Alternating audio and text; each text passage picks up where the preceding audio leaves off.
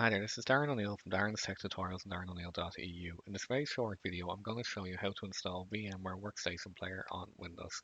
Okay, to get started here, I'm just going to click on Chrome and I'm going to search for VMware Workstation Player. And I'll hit return. And I'm just going to click on the top link here to download VMware Workstation Player. And I'm going to click download now. So we can see the download is beginning. And what I'm doing is I'll just pause the video while this download is running for us here. Okay, now the download's completed, I want to click on the little arrow and I'll click open, which will begin the installation process.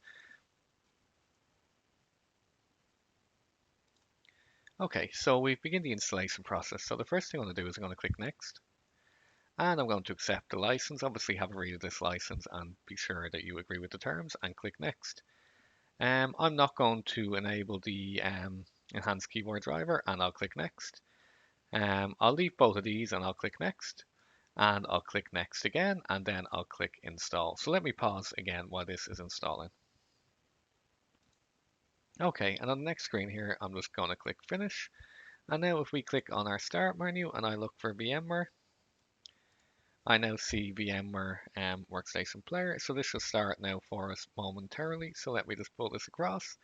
And I'm just going to use it for free for non-commercial use. And then I'll click continue.